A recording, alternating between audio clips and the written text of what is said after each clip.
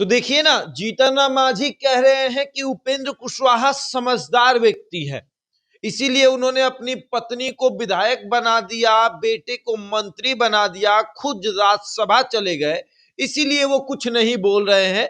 लेकिन जीतन राम मांझी को कुछ नहीं मिला, इसलिए जीतन राम मांझी को बोलना पड़ रहा है। देखिए, जनता को कैसे बेवकूफ बनाना है, ये किसी नेताओं से सीख लीजिए। कैसे कोई नेता आपको बेवकूफ बना देता है और आप बेवकूफ बन जाते हैं।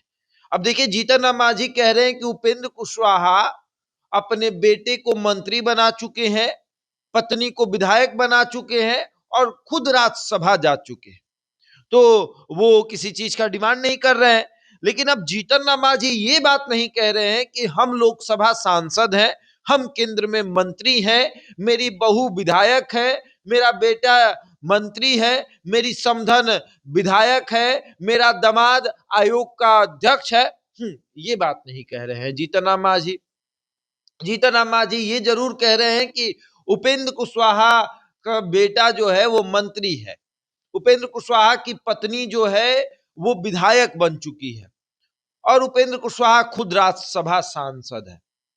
तो चलिए, ये तीन लोग हो गए, उपेंद्र कुशवाहा की पत्नी और उपेंद्र कुशवाहा का बेटा।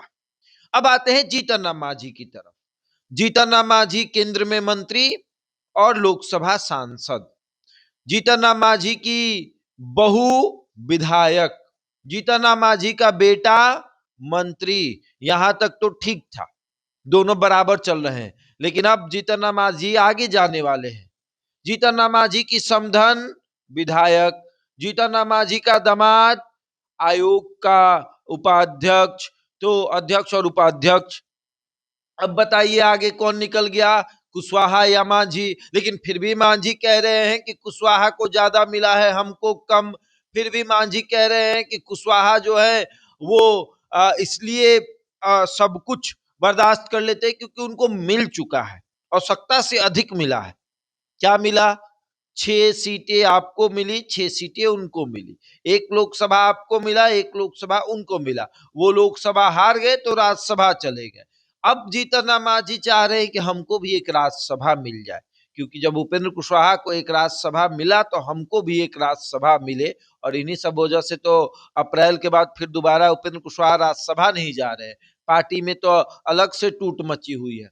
और अब जीतन राम मांझी उपेंद्र कुशवाहा को कह रहे हैं कि भैया, उन्होंने इसलिए सब कुछ बर्दाश्त कर लिया क्योंकि देखिए ना, उनके पास तो है ना, उनके पास राज्यसभा है, उनके पास एमएलसी है, उनके पास अपनी पत्नी विधायक है, तो बर्दाश्त किए हुए हैं। लेकिन जीतन राम मांझी ने ये नहीं कहा कि हाँ, हम भी तो केंद्र में मंत्री हैं, लोकसभा सांसद है, मेरा बेटा राज्य में मंत्री है, एमएलसी है, बहू मेरी विधायक है, समधन मेरी विधायक है, एक पद हमको और मिला था, वहां हम अपने दामाद को सेट कर दिए। ये जीतन राम मांझी ने नहीं कहा। हाँ, तो जनता को बेवकूफ इसी तरीके से बनाया जाता है। जनता के सामने अपनी लाचारी का गुणगान करते हुए, अपनी लाचारी को बताते हुए जीतन राम मांझी ये दिखा रहे थे कि हम कितने लाचार हैं, इतने लाचार हैं कि लोग हमको पूछे कि भैया आपकी लाचारी का कारण क्या है, और हम उनको बताएं कि हमारी लाचारी का कारण ये है कि हमको राज्यसभा हमारे पास नहीं है, हमारे पास विधायक है, हमारे पास एमएलसी है, हमारे पास लोकसभा सांसद है। एक सदन का सदस्य और हो जाता तो चारों सदन का सदस्य परिवार में रहता, लेकिन नहीं हो पा रहा है।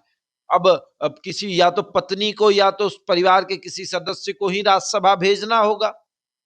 एक लोकसभा सांसद हैं जीतन राम मांझी, एक सदन कंप्लीट हुआ। एमएलसी उनका बेटा है, 2 सदन कंप्लीट हुआ। विधानसभा उनकी बहू है, 3 सदन कंप्लीट हुआ। चौथा सदन जो है वो राज्यसभा है और वहां पर कोई है नहीं परिवार का। तो जीतन राम मांझी चाहते हैं कि वहां भी परिवार का कोई एक सदस्य बैठ जाए, ताकि चारों सदनों का सदस्य एक टेबल पर बैठे और हम लोग कहें कि हम लोकसभा सांसद है, वो कहे हम राज्यसभा सांसद है, वो कहे हम विधायक है, वो कहे हम एमएलसी हैं। तो थोड़ा अच्छा लगता है ना, एक टेबल पर 4 सदनों के सदस्य बैठे रहे और परिवार के हो, तो और मजा आता है। खाने पीने में, बातें करने में, और फिर समाज के भले की बात होगी कि समाज का भला किस तरीके से, किस सदन में के माध्यम से करवाया जाए। ये है जीतन राम मांझी। बहरहाल जीतन राम मांझी आरोप लगा रहे हैं उपेंद्र कुशवाहा पर, उपेंद्र कुशवाहा आरोप लगा रहे हैं जीतन राम मांझी पर। बेवकूफ बन रही है जनता, जनता को लग रहा है कि ये लोग नेता जो है एक दूसरे के ऊपर आरोप लगा रहे हैं कि आपको ज्यादा मिल गया, लेकिन मिला सबको एक बराबर है। बहरहाल इस खबर में इतना ही। बने रहे हमारे साथ और देखते रहे द इंडिया टॉप।